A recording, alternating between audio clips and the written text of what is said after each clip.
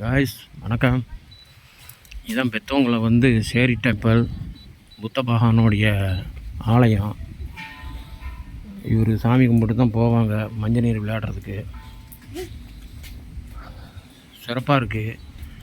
கோயில் வந்து மறுபடியும் ரெனிவேஷன் பண்ணிக்கிட்டு இருக்காங்க. மறுபடியும் பவுன் குரோம் வர்ணம் பூசிக்கிட்டு இருக்காங்க. கிட்டத்தட்ட 36 வருஷம் ஆகுது இந்த கோயில் கட்டினப்போ நான் வந்தேன். அப்போ பூசின வர்ணம் வந்து இப்போ தான் மறுபடியும் வர்ணம் புதுசாக பூசியிருக்காங்க. இதே வர்ணம் தான் கோலாலம்பூரில் பத்துக்கே முருகனுக்கு பூசப்பட்ட சாயம் இது வந்து தாய்லாந்திலேருந்து தான் மலேசியாவுக்கு வந்து முருகன் கோயிலுக்கு வந்து வாங்கி அந்த கோயிலுக்கு சாமிக்கு செஞ்சது. ஏன்னா இது ரொம்ப நாள் ஆனாலும் இது வந்து வெளுக்காது.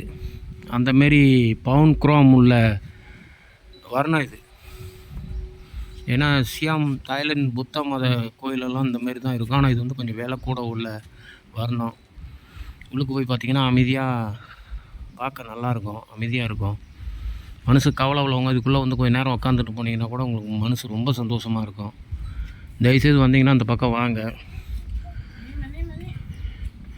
இது வந்து ட்ராகன், அந்த நாகா இருக்குல்ல அந்த படி கீழேயும் ஒரு சியாம் டெம்பிள் இருக்குது.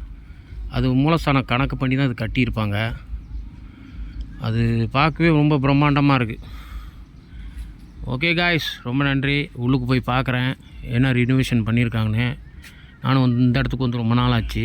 அதனால் இன்றைக்கி சொங்க்ரான் ஃபெஸ்டிவலுக்கு வந்து சேரி டெம்பிளுக்கு வந்திருக்கேன். ஓகே, மறுபடியும் பார்த்துட்டு அடுத்த வீடியோவில் சொல்கிறேன். ரொம்ப நன்றி காய்ஸ்.